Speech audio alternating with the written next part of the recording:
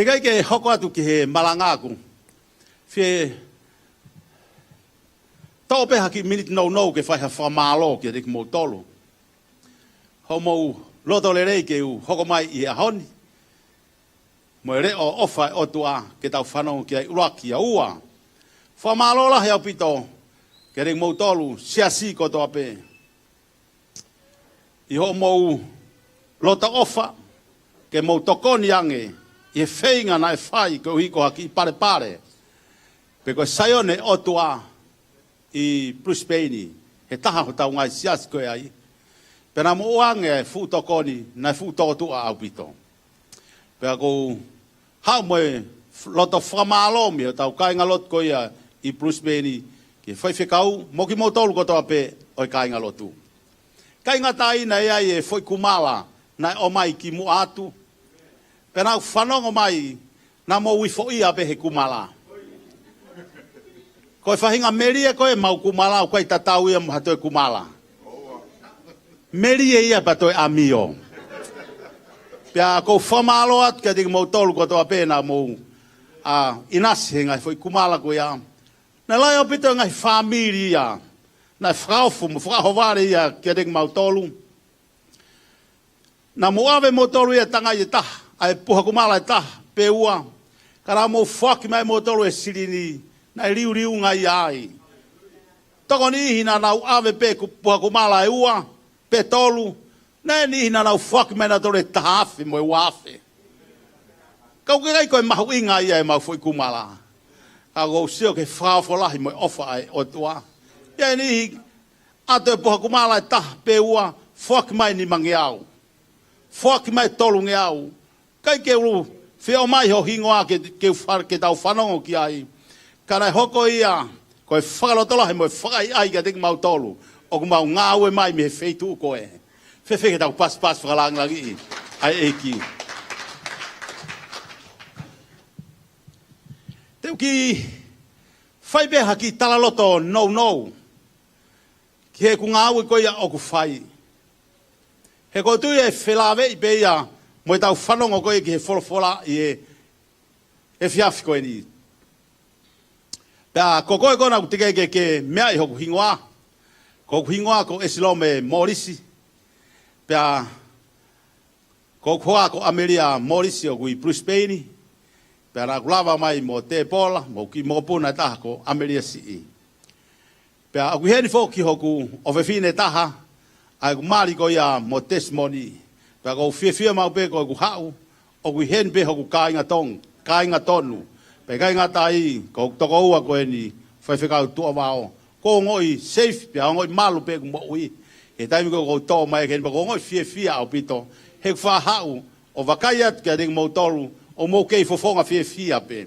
Ko tui pe kai koe ngata anga ini e maulere mai. Mahalo pe na toi ai hamari wawe mai. Ka mau toi whainga mai. He ko mau wheitua mau tolu ia ku loka e mari ai. Ko tui koe wheitua hene o whaatai e mari. Ko ia ko whamalo ki eiki, ko i koe whoha ko eni. Mo ele whiri tau ata ina, ke ulama mai ai o whahoko, e na mari i whanua ko eni. Kono ua e ku talanoa ki he ku ngāua ko whai ko ia i Brisbane. Ko ku ngāua ku whai, ko ku toka ngā i whangasipi, pe koe siasi o ki tau tolu e taha. Hoko koe whai whekau tauhi, ki he taha ho tau ngai siasi ko ia i Brisbane. Pea nā kulave ki ai he taha ku malanga a neuhu, he siasi koe ne oi Palestini. Whai hoku oski, ose o singa maari e mo hoku iwi, ke whenga i ke langa hake, ai siasi o eiki, pea nei toku whaahe eiki hoku mata, pea uilo, ai whaunga to tonu, ke whaia ki hono langa o siasi o eiki. Pea kou whamalo lahi au pito ai, ke lang ia pe ai eiki. Koe ngā wei au whai, koe kai ke unga e paanga, koe ku toka ngai pe ai taha, ho tau siasi koe e Brisbane. Hoko ki ai koe ku ngāwe whika ua, koe business e ua, o kou toka ngai, mo ngāwe ki ai Brisbane. Business whika ua ki, koe business ai otua. Koe business whika ua, koe whatau matalai a kau. Koe hoa, koe ne ngāwe ia ku whai, koe ngahi matalai a kau, o whakatau atu ki he kakai. Pea koe ku ngāue, pea koe ma business ia ku whai, me mei koe aho kotoa pe, koe ku hao o tokoni ki ai, pea koe talango fua ki hene ngahi pui kotoa pe, o kou lava pe o hai e whrawa, ka koe ke tatau e ne whakau ho wha, moene ngāue koe au ku whai. Pea koe au wha mau ai ma ki seniti o tokoni ki ho ma whamiri, pea tokoni whoki ki ho tau siasi. Whawhetai ai ki eki. He taimi koe nā ku, hau koe ane afi ke whai koe ai tau mari ane afi. He ko au o kou mahino yang e au ia mou tolu. Whekawaki moe whalawa. Ha mea pe whekawaki moe matarai akau. O kou ilo ia e au e hingoa e matarai akau kotoa pe. Hange au ia ha whewhine. E ku ilo i ko ia, tau ene hongo furutupulahi, e mangau e ki whlawa.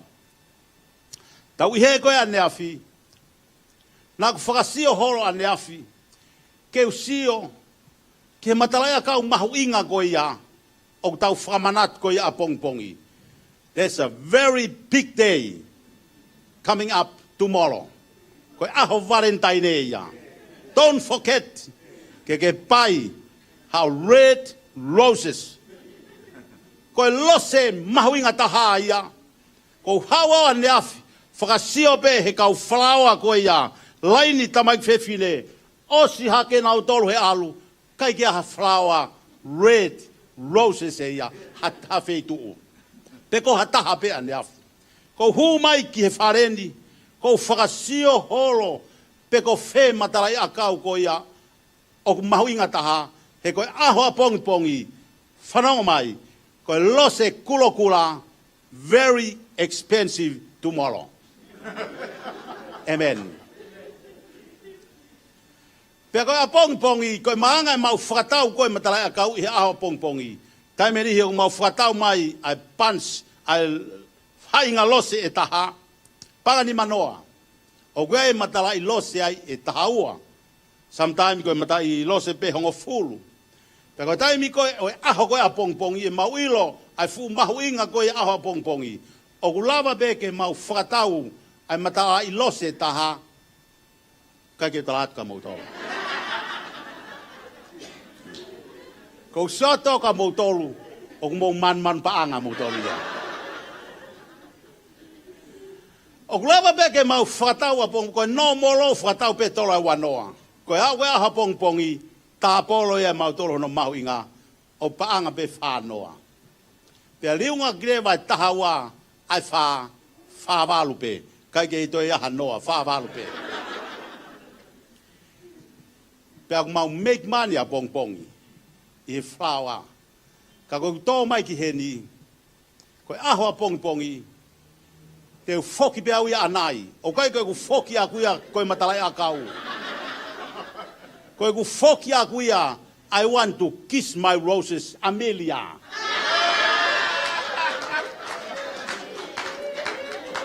Koe ku lose ia, o kui kai kei heni ia. O kui Brisbane e ku lose ia. Pea koe matalai lose ko ia, o kou kumi horau hano tatau hen. I can't find the one like it. Koe ai te whoki pe au ai fiafi, na hoko e taha wā tua po, he te uwhawhangu atu hokhoa Amelia tuha ki o runga. Ko loseni. Koe ai koe tau kaweinga ia ki he ahoni. O ku whani be ka koe lose mahuinga taha a pongi, koe lose kulokula. Peko taimi ko aloi ki he maketi o ku lava pe ke utala e lose fo'ou, me lose koe o ku motua. Ka kua pau pe ke wala au ki he lose koe ia. Koe kuala pe o ku molu, koe lose motu aia. Peko moutolu koe ei sene, o ku mou saia pe moutolu he lose motu a. Koe kuala koe ki ai. Ko moutolu koe i Brisbane, o ku mau saia ai he ku lahi he lose fo'ou i Brisbane. Koe ai ko whawhetai ki he ki. Koe hi koe tawhaak koe ku ngā awe ia. Ilo lelei ki ai e tuhe whine koe ni ko neo. Ke aho koe a pongpongi. Koe ku kawe ngā rewa, o pehe hono kawe ngā.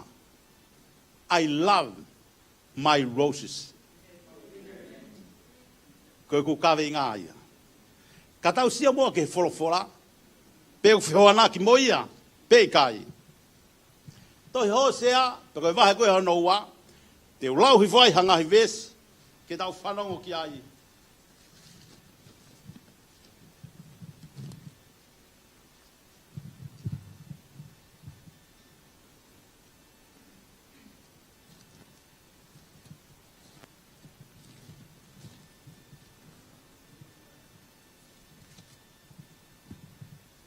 Ko loto ke u kamata me vese no tahafa o osi ki hono ua tolu e ko ngā.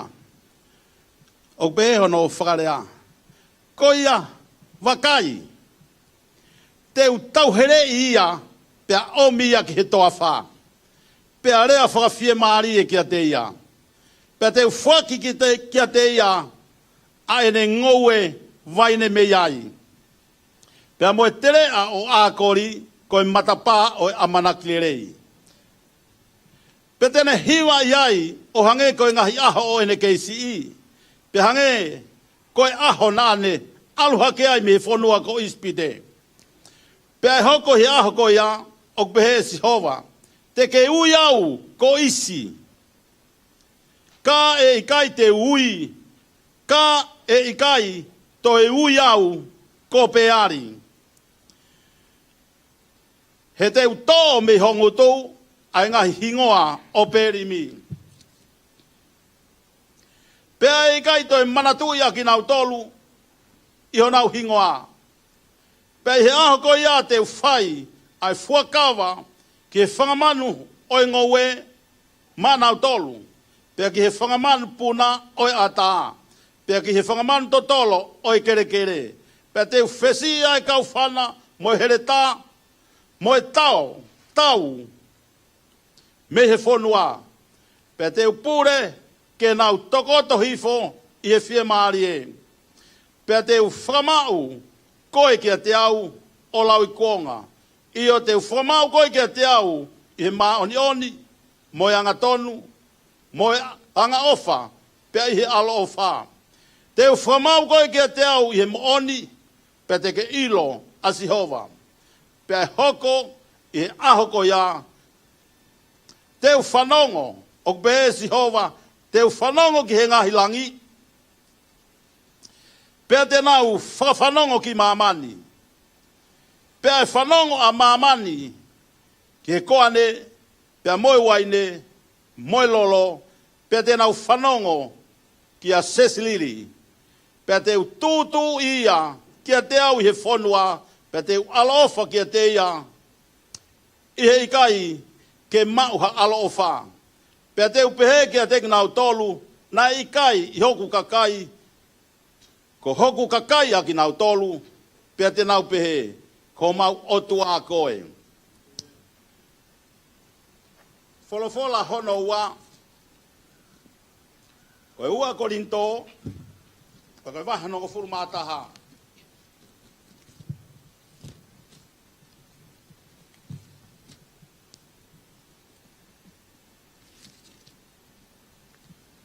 Vespe fa, be no fare a tau mai a ku mo fa ka ta ki si.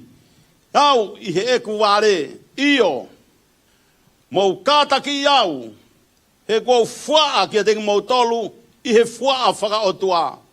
He ko fa no fo aki mo tolu ki he uno ho pe taha. Ko hui ke atua ya ki mo tolu ko tau po ma oni ki a kalaisi. Ka ko mana wa he. Te rea nā hange ko hono oloa e he ngata he ne kāka ia iwi e pehe ai whakahala ho mauloto mi he angatonu aia o ku ia kalaisi. Ves whakaosi. Pea ka pau moni o ku malangaki e ia ko a watu a sisu e tahana i kai te malangaki. Pea ka pau o ku mau mau halau maari e taha aia na i kai te mau mau, pe haongongo lele e tāna i kai te mau mau, pe a nei te mau wha kāta ki ia. Ngata me iai, ai wholofola o e whiawhini.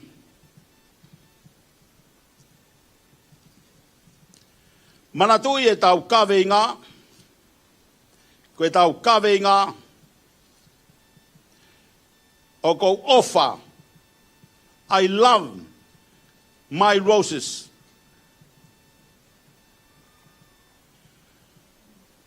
Koe talanoa koe ni o ku mea i pe e he toko lahi. Nau whekuki mo e talanoa koe ni he nai kei ke uloto au ia. Ke umalanga aki ai tohi hosea.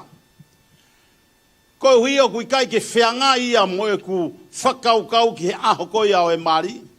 Kana hanga pe he e ki o tau tuku pe i hoku ata mai mo hoku loto. Mo ne whekau i pe au malohi ke umanatu pe ki ai koe whekau ia. Bes ko ia hono taha whahe toi hosea. Wahewa. Tala mai he wholofola. O kou hanga o tauhere i koe. Ko koe ku lose koe. Ko koe ku pere koe. Ko koe ku ofa anga koe. Koe ku mea ku whai koe o tuaeni. Ki he kaka Isleri. Katoa ki mautolu, ko ku ofa anga ki mautolu. Koe ku whaunga koe o ku whai ke omi ai ki mautolu, ki a te au, koe uihi kua mau he ki mautolu ia, o toi ofa ki he ngahi o tua kehe. Mau o tua ke mautolu ia peari, pea koho mau ngutu, o ku mau lea peari pe. Mau lea ki pe ho mau otua he taimi kotoa pe. Pea ko au si hova, o kou leat ka te mautolu he ahoni. Koe ku whaunga koe kia ki mautolu, hei kai te wanga o whakamalohi mai ki mautolu. Kai talang he otua, ke re whanau ki Isleri. Hosea, talang ki he kakai Isleri. He kai teu whakamalohi mai ki mautolu, ka teu hanga o tauhere i mai ki mautolu. Koe whaunga e otua, o kui kai ke whewheka ia.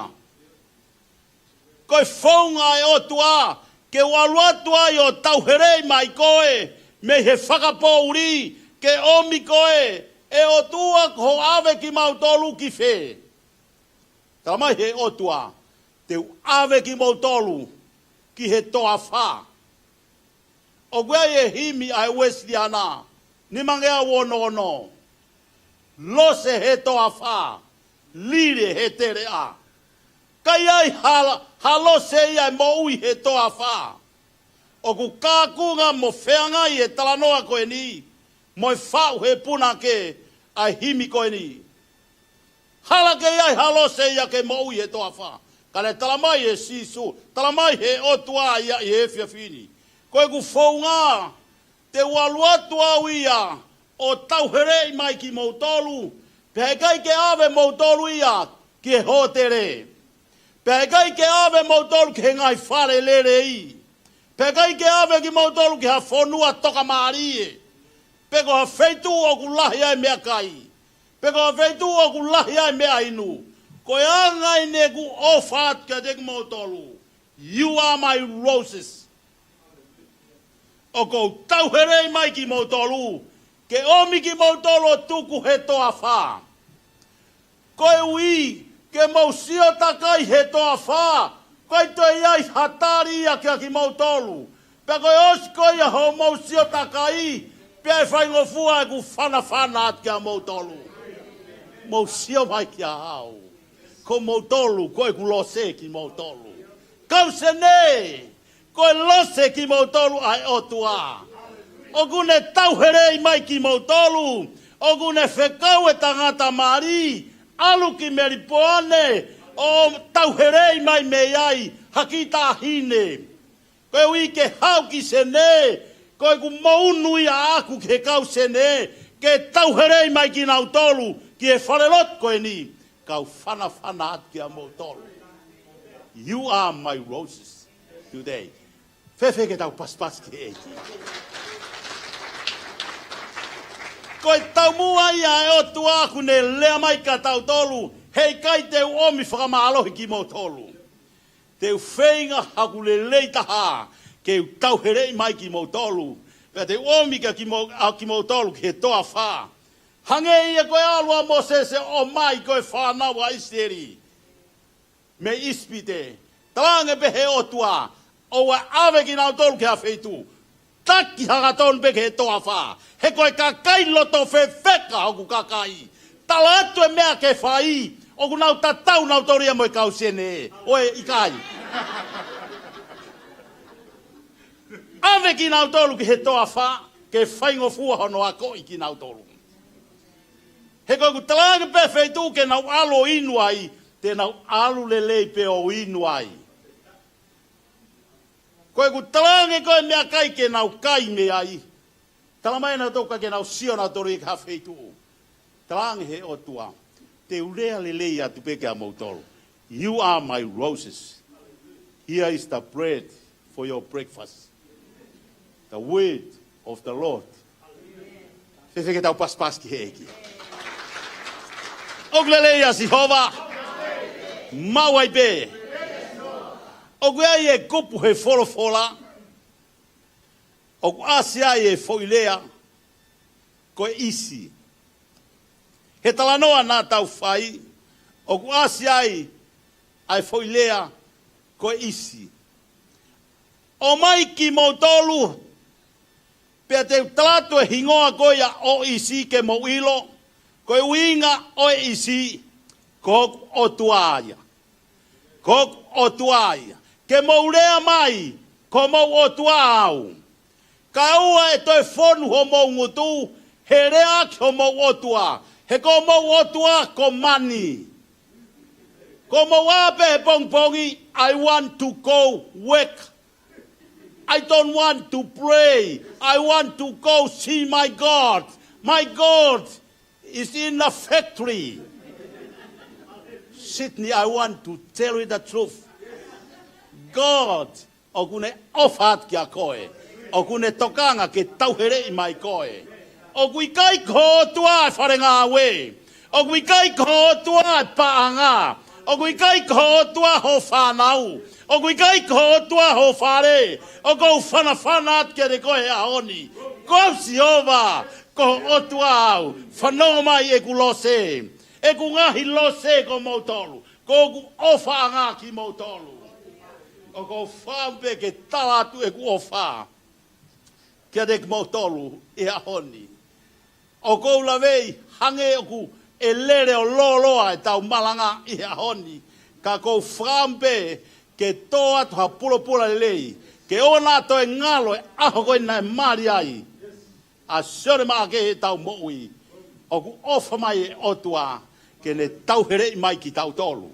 Pea kai tau herei tau tolu ia ka wheitu o ku whainga maari e. He koe ka kai tau tolu ia. Ta tau pe moau, ta tau katoa pe. O ku tau loto ta e mahino. Whewheka ho tau loto. Nā mau i he, e tau polo kalama koe a ane po. Nau wham ke hiwa aki e mau hiwa koe a mau tolu. Ai koe wawau. Talamai he toko tahaia ki au. O ku whanongo mai ho hoa. Ki e hiwa koe ni koe hiwa whakamāmani. E ita e sias Pentekosi, koe ui koe hiwa koe ni koe hiwa whakamāmani. O talange au ki ai. Koe a no kovi e hiwa, koe o ku tau olunga pe ka kai Pentekosi a hiwa whakamāmani. Ka ke talamai e koe ia ku kovi, koe ai pa paki hoku whakailonga. Kai os ko ia ku tau olunga ka atoa pe inga koe whainga fia ho tau loto ko inga ku ta noa pe he koe kau wawa u koe kakai loto vela loto mafana pe na fam koe ane afi ke ai e fasi koe kau wawa u he ku loto fefeka kau sene ke o mai e fasi koe kau wawa u ke nau whanongo koe anga e ni e lotu o ku loto molu, loto mafana. Vela ho nau loto, ke teke pureanga e otua he wheitu kotoa pe. Ka nau ka alu ke whare kai, kai pe koe hui koe eiki. Ka nau ka tau olunga he wheitu koe ia, Whakaha ia e otua. Pea ku vela pe he ho tau loto. He tau hiki ho tau eiki. Whethenga tau toi pas ki eiki. O glereia Jehova. You are my roses. O gulea mai e otua. Koe ku lose koe. Manatui. Ai ngai huse paniti. Tahawa apo. Wakaina ke toa matalai. Lose o ku hina. Alo kume matalai lose koe o ku kulo kula. Ke whafangu kia he tahawa. Koe ni ho matalai lose ni. Ka ko wilo fuka ko motolu ya ko mo ai no ia pe motolu. O ko mo fuak pe motolu ya matalai kaute mo. Matalai fainga me ape o kai ke motokanga motolu ya ki he mahu inga ko ya ai wifi. O ko mahu inga au pito are sieri he honi. Kono inga ya ko nofo pe ai. Hono hoa he tafa aki o whakau pe ki he whare floris pe ko wheha whetu. Te walo whatau mai me ai halose ke uwhaki anai. Ki hokoa, you are my rose, lesieri. Koe lea ia, a sione maake ia honi. O ku wanawana iki mai ere ofai otua kia tek tau tolu ia honi. Si whakatoko ua, whakatua whawhine. Ia e mena hoko ke siasi ko ia i Korinto. Ko Paula na ne whai e tohi ko ia ki Korinto. Ko siasi ko e ni ko siasi Marie. Ura ki tohi ai apostolo me Efeso o ave ia ki Korinto. Ato e tohi koe ni ko lau e kau Korinto ia. Kana iai pe motu ai o kune ofa ia ki a Paula. Koe familia o koloi nanau iai. Whanongo pe ia ki he lau e kakai. O kui kai ke sai a Paula. Ko Paula na kai koe apostolo. Ko Paula ku fie poto. Ko Paula ku fefe. Nau talanoa tuku hifo a Paula.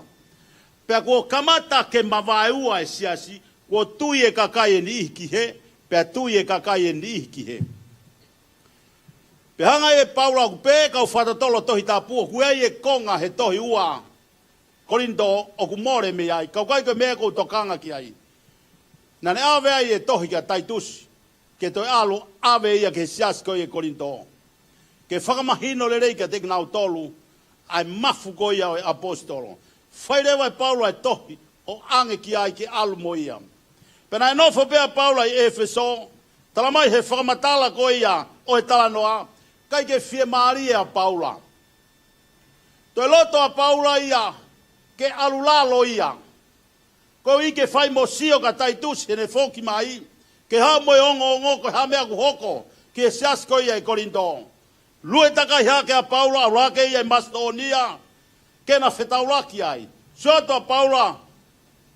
Ko e tamai o e kieni. Taitusi o ku ha.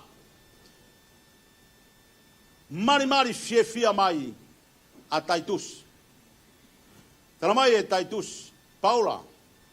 Ko ha moe ongo fie. Whakawhiewhia. Koe ni koe siasi e ni. Ko nau tari le lei ho tohi.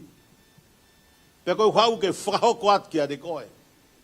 Nai mau pe ia ki mua. Ka koe ni ko nau whakatomala. Ko nau kore whakamore a mai he ahoni Paula. Whakamore. Whihalaki e mau. Ka koe ni ko mau tari ho. Ai tohi koe e nake o mai.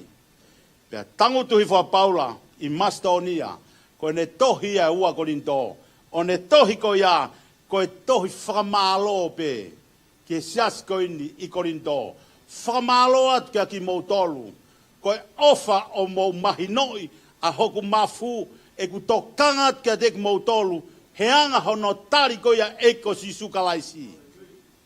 Pea ko ini kou fie, pa kou tohi fie at, ko e tohi whakamalo.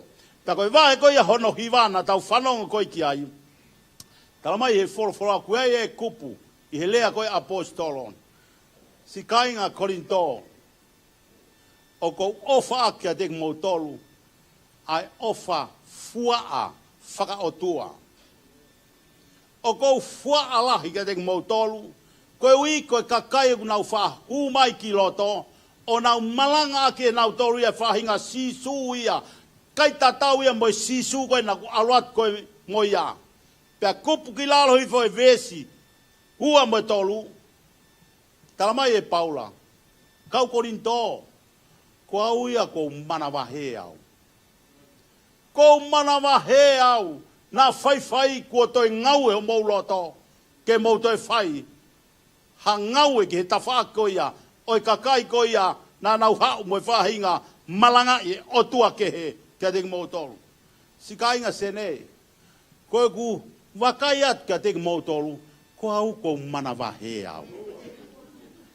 Ko mana wahe au e ku suat koe kau angelo au pito ki mou tolu. Ka koe taimi kau tau huai ki tua, koe tau siho ka angelo. Koe ai kou whamalo, koe tohi ai apostolo, tupe mua keu toi lau atu ke te tau tolu, o kou mahu inga ia au pito, he lea ai apostolo he fia fini. He ua Korinto, pe koe vahe, kata ke vahe koe ia, hono taha, talamai apostolo, pes hono ua, o kua fua ke te mau tolu i he fua a whakaotua. He kua whakanofo a ki mau tolu ki he unoho pētaha. Kai koha unoho e ua, unoho pētaha. Kai koha mari e ua, mari pētaha. Talamai apostolo, kua whakanofo a ki mau tolu ki he mari pētaha. Koe wike atu a ki mau tolu, koe tau pou ma oni. Kia kalaisi. Mo ilo koe aho foki mai a kalaisi, koe aho ia e taane. Pea koe mea koe nai mana wahea ia Paula, koe uhi he kune, o kune ofa whakatamai ki he siasi koe ia i Korinto. Pe he apostolo, hange kia te au ia, koe ofa koe a apostolo ki he siasi, hange ia koe ofa koe hatamai ki hana ofe fine. O pehe anga ene whakarea. O kou manawa si nā toi iai ha mea hoko ki a koe. E ku ki lose. He kou no whau o teuteui e ku lose. Koe teuteui a ke tāne mo kalaisi. Koe ui nā iaha taimi ku whoki mai a kalaisi. O ku ke molu koe hange koe lose sene. Ka kou whaamu ke whoki mai a kalaisi. Koe lose mata le rei koe. Ke fie hawa kalaisi, o piki apu e lose ko ia, o ku tau e lose ko ia mo e pureanga e otua. Whewhenga tau pas ki eki. Ko koe ku lose koe. Tange he otua kia Hosea. Koe sipinga le rei eni ke sio mai ki ai, kakai Israeli, mo e kakai sene. Alu Hosea whiri mai ho mari. Me he kakai whea waki. Me he kakai whakamamani. O whau ia Hosea. Ka pau na koe whekau atu ia e o tua ki ha taha ia moutolu. E awhe ia. He kuikai ke whie ngari kovi ia. Kai talaongo fua pea Hosea. Alu atoa Hosea. Whiri mai e ne lose. Koe lose kovi na alu ki ai o whiri mai. Sio mai kakai kalo nau tolu ia. He whiri na whai koe Hosea. Ka talange he otua kia Hosea. Alu pe koe ia whai hoku whina ngalo. Whiri mai ia. Ke ngau he lose molu. Ke whakaofofa he ahoni. Alu a Hosea whai whina ngalo e otua. O mai e ai whine koe ia. O ngau hi whakaofof, talange Hosea, ko koe ku lose koe. O wale pe kui ai aho e taha, ko puri e Maria Hosea. Toi foki be ia, ki he anga koe ia, nane whai ki mua. Toi talange pe he o tua Hosea, toi alu pe ki ai o mai a ko mela. Kono Maria. Aloa Hosea, koe ku anga whakaukau, alu koe a Hosea, ha sio mai ai kau tō ngā ke a Hosea. Sio ki e ne hau, wakai koe kua osi au e ki whewhine ia, hono historia ki he kovi au pito siat ka Hosea kang fo kau ka Hosea mana sia hat pe Hosea si tuat sekulo se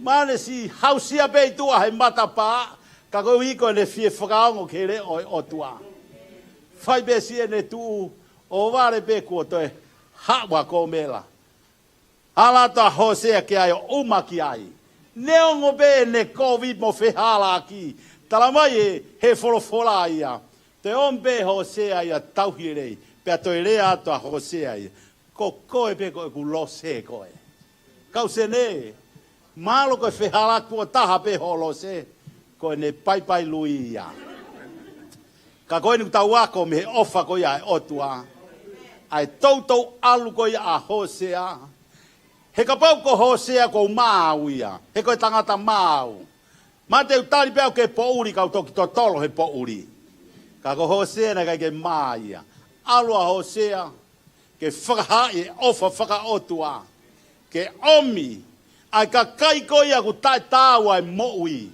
ai ko kai ke sai ho nau kala kala ia ko ke toi sai a mamania talamai pe sisu talamai pe he folofola ia you are my roses I love you ko koia ko gulose pe aku ia koe neu ngoi pe ia ho tau whaianga hala ka koe e fiaf koe ni ko fie fo fe taulaki de koe talamai he folofola e otua te ukei tari pe au koe ha pe koe ia how be going to faha ia tuau I want to show you my love I am full of love in my heart ko koe be ia e ofa si kau sene o ko ofa ke to taha ko to pe tunga koe nau ke iai he ahoni ko koe be o ke ilo o va mo e ki malo pe kwa o tu o ha fe halak pe to la iai ka ke lea mai pe o tu ai you are my roses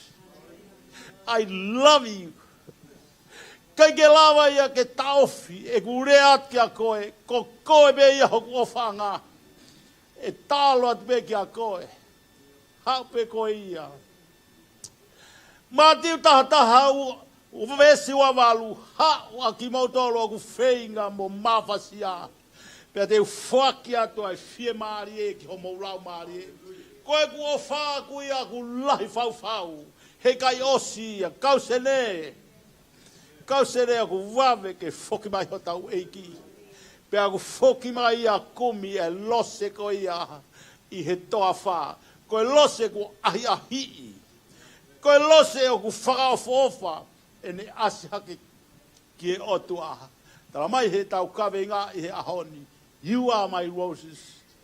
Don't worry about your friends. Maybe your friends say, oh, yucky, oh, whatever. Please listen very carefully.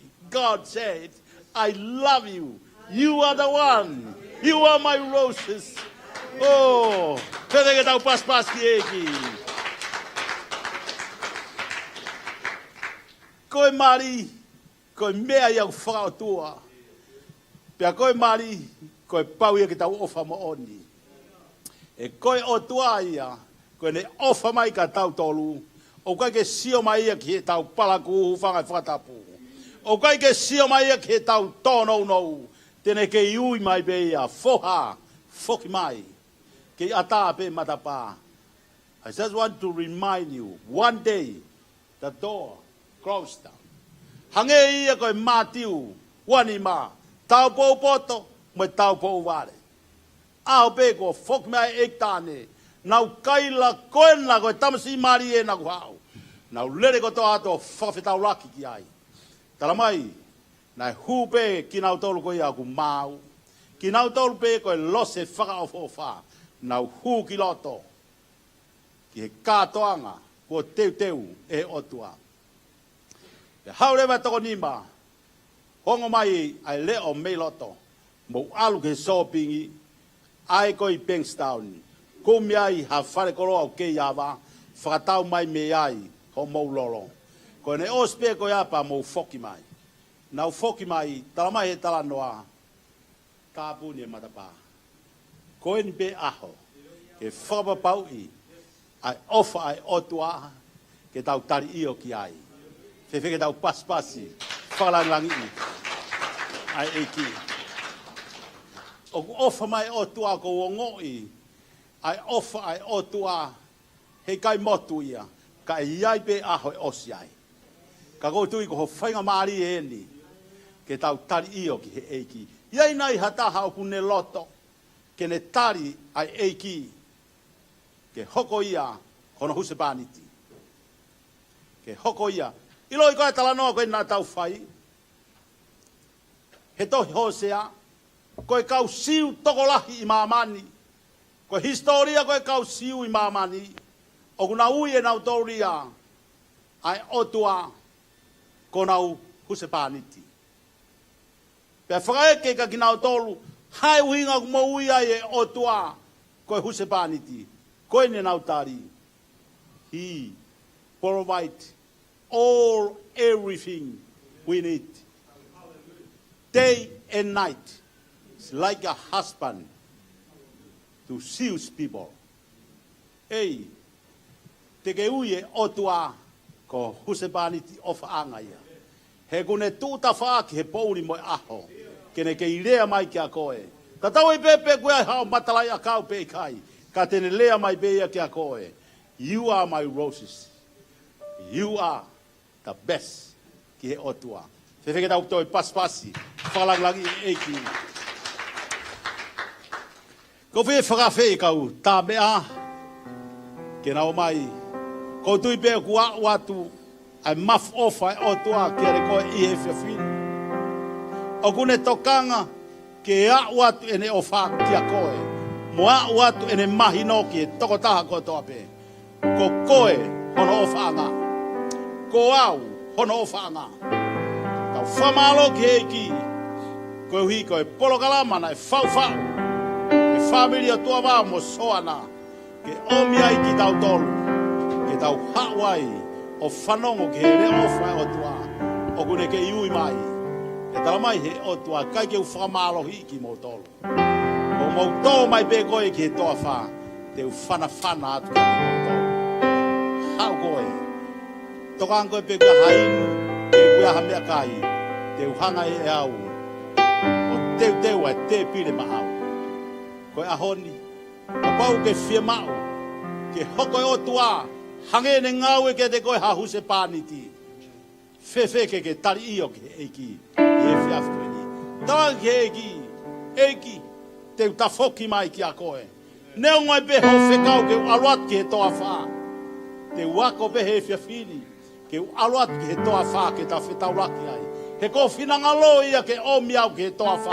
Nagai te ke whemau ke ave au ke whalererei. Nagai te ke whemau ke ave au ke hotere. Nā ke whakamu ke tauherei mai koe. Ke tō mai ki he toa wha. Koe hui ke whia whanongo mai ai ki au. Whewhe ke tau kāta ki hake ki olunga.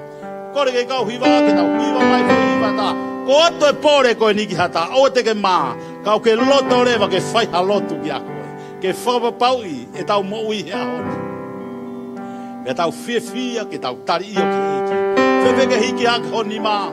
He wheitu o kuke i ai. Hiki ake honi ma he wheitu koe au kuke i ai. Malo pito tui honi ma ki lao. Whapapaui e a honi. Otua. Ofa ki a koe. Hange ha ofa mai e tau tamai ki a nek tau. Hange ha ofa whahuse pāni ki a nek tau koe. Kau ke whiamau ke whai halotu ki a koe he whiawhini. Ua tā orita. Hamua ke whai hata lotu. Hamua ke ta whamalo ki he otua. He muanga le lei pe otua. Ke ne tari ki taua he tūnga pe koe o tai ai. Tūnga pe koe o tai ai. Wifo ia pe otua ai. Ke ne tari ki taua ai. Whewheke ke kātaki mai. Kau ke whemau le malotu. Kātaki mai ki he olita.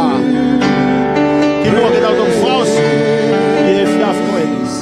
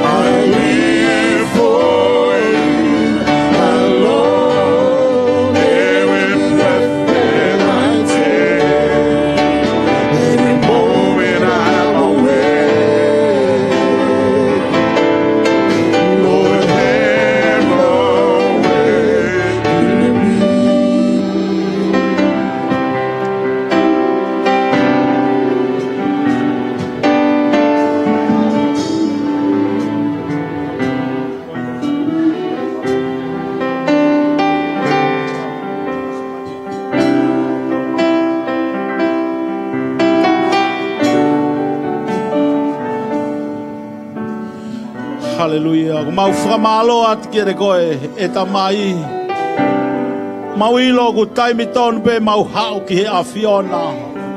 Pe mau hau ki ho loto lotonga a ki ho mau loto kotoa pe. Si kau fefine o kunau tu he olita. Mau manatu ki a ana whaia Samuela. Ene lata he olita o huhuai. Ene ngahi fie mau ki he a Fiona. O kupehea e kau fefine e kunau hau. Ki he olita whelaulau o e a Fiona. E nau hau o tangi mohu huat ho nau loto ki he a Fiona. O kunau ofa atu ki he a Fiona. Koe ofa koe ne kuke whai ku hongo mai ki te ki mau tolu. Pea ku mau whakamalo mo mau whawhetai lai ai ki he a Fiona. E langi ia pe ai a Fiona. I he hua whau alo ko sisu kalaisko mau eki. Emeni, emeni. Kore ke tau paspasi, whalangi e eiki. Hallelujah. Hallelujah. Malo au pito, kou kore ke mou kata ki hifo ki lalo.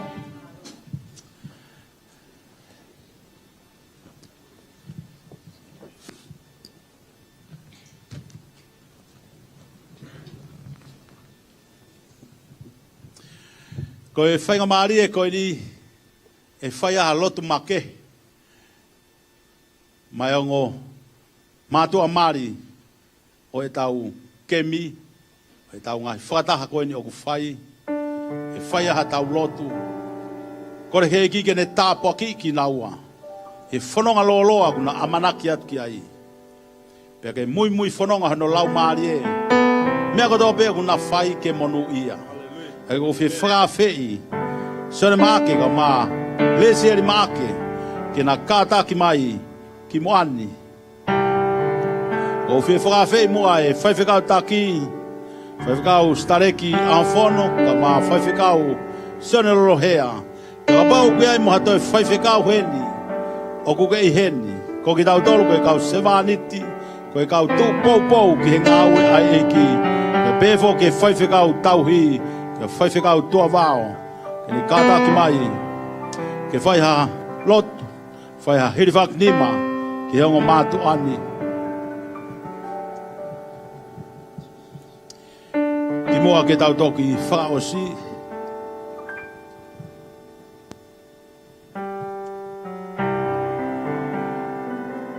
Hallelujah.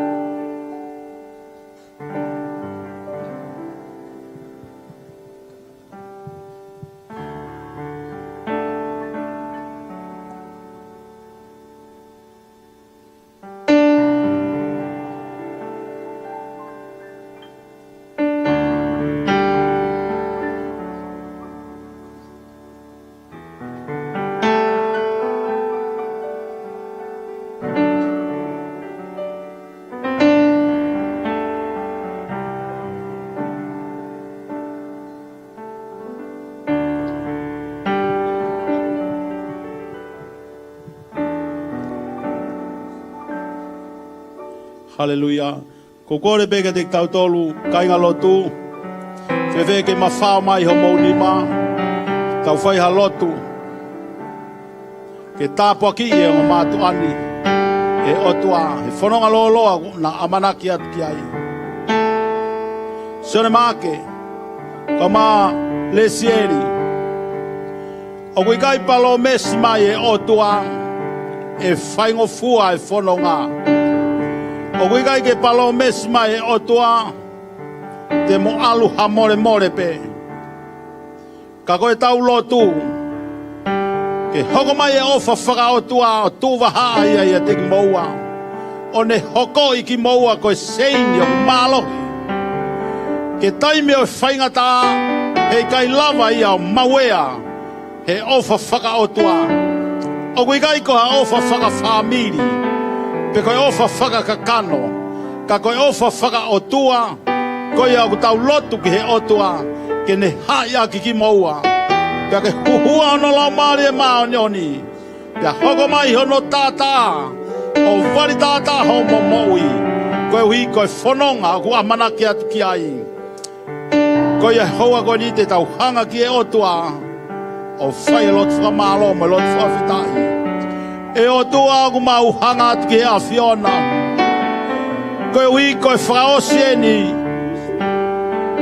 E mau polo kalama. Moe huse banit fōu koe ni. Ka mai waifi fōu koe ni. O ku mau lotu ki he poto whakaotua. Whakawhonua ki ho tamai o eki. Pea pe ki ho kaunanga. Ke na mau e poto kui kai koe poto whakai mamani. Kai mau e poto ku whakalangi. Ke na ilo kei mamao ai ngawe kovi ai whiri. Pea na kalo ai. Koe uhi ke hao e na moui. Hao ai e na lau maari e ke pureanga o ea Fiona. Tāpo ki mai ma sione maake. Pea tāpo ki mai ma le sieri. Ke hoko e na moui. Koe tāpo ki he siasi o ea Fiona. Pe ko whebe a veitu tēnā whanonga ai. Hai a kinaua ai ofa whakalangi. Hai a ki kinaua ai ofa whakaotua. Pea ke ufi a ki ho tātā ai na moui. Wheitu koto pete na i ai. Maulotu ho malui. I longa hangawe kovi ai whiri. O ku mau hai pia ka puske mama o ia. Mi he hala whanonga o siore maake. Ka maa le sieri. Hoko mau ia le sieri o hange ko le sieri he whorofora. Koe whewhine o ku whawai vai. Kia se kope. Pia hoko mau i ho tamai o eki. Ke hange ia ko sione he whorofora. Koe tangata ku mata loa. Kene sio kei mamao. Oh, koe ui ke whahawhi hona whamiri. Me taimia ku ngawe kovi mai ai. Ai whiri ke ena moui. Eki ke hoko whamiri koe ni. Koe whamiri whiewhia. O ku mau lotu ki hea Fiona. Ku hua mai ki hona loto. Ai loto whiewhia. Mo loto tui mo amanaki lelei ki hea Fiona. O ku be mau whamu. Hoko mai ai a Fiona. Mua pia ke mui mui. Tu he to he mamo e tō matau. Awhi e na moui. Pia ke mau whanonga whakataha. O mua na ke riaki ki na ua. He kai tēnā mawha malawaha mea. Pia ke mau whanonga mo ki na ua. He ahoni. O au ki a aho. Te ke ui ai e na moui. Ke na whoki atu ki apina. O be mau lot. Me mau whamalo. Tunga i ho alo. Ko sisu kalais. Ko mau eiki. Ka ko mau whamui. Emeni. Ko le tau paspasi. Whalanglangi e eki.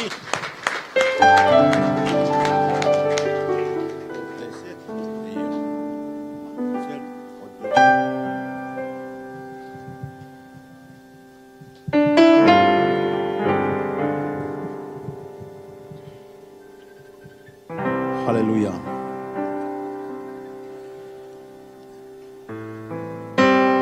Osia da upolo kalama. Ta hanga ki eki he lotu. E otua mafi. Whakamanatu mai kia teki mautolu. Ai ngahi wholofola ko toa pe ko mau whanongoa. Talo e kamata mai e mau whio hi. Whakamonuia mai. Maki nau tolu. Ko toa pe ko mau kau. He malu moi whio hi o mau whai a koeni. Pea ke malu i e toa taha ko toa pe. Ege o mau hao me ngai wheitu kehe. Paku amanaki ke mau mātuku, mau whawhei ho lau maare maoni o ni. Ke lotolotoi, ki nau tolu he nau mātuku atu. Si kau meripo ane, mau ofat ke te ki nau tolu. I ofa whakasisu kalaisi. Ta mai e malu i ki nau tolu he nau whanonga. He koe nau whanonga ku loa. Pea peka nau katoe, liu mai e o tua. Ke malu moui ai pe mo ke tāpoaki maki nau tolu. Ki nau tolu koe mei Brisbane. Mau lotu ki ho awhio. Wari tātai mau moui he mau whoki. Peko ki nau tolu koe ei seneeni. Mua wheitu pe na mau lava mai mei ai. O ku mau lotu ki awhio na lau maare mau nioni. Hoko mai o ke malui ki mau tolu. Malui ho mau ata mai. Malui mo ho mau loto. Eiki koe mau lotu ia eiki te mau hao pe. I ngawe ho tata. Ho wari tata e mau moui pia mau hawa i me ngawe kowe ai whiri. Koe mau lotu he aho koe ni eiki. mau hapai ati o mātuani. Tua vao, ka mā soana. Ai ngāu e kuna whai he poti asko eni. Whakafonu mai e poto whao tua, pake whakafonu mai ai tāpua kike na inasi ai. Ege mau lotu ke hoa whio omia loto lahi mai loto ku toa. Ke hoko hoko atu e ngāu e mai ui, ko ke whai ke ene mo ui. Mau hapai atu mo e paresteri, whai whikau stareki, ka maa no hoa, whai whikau toa tepi, ka maa whai whikau sonero hea, sista moala, o mau hapai atu mo e kau whai whikau kotoa pe. Ko e kau sevaniti, talang fua ki he a Fiona. Ko e toko taha kotoa pe, o mau lonu ko e malu e whare ko eni. O mau lotu atu he a Fiona, mau hapai kotoa te mau moui, ke mau whamalu he tātao he a Fiona. Pe mau lotu, mau whamalo. Tunga yo alo ko sisu kalaisko mau eki, ka ko mau whamui. Amen. Ka koe tāpua ki ai otua koe tamai, otua koe alo, otua koe laumari e maanioni.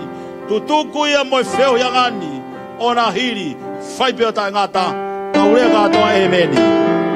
Ka pas ki eki.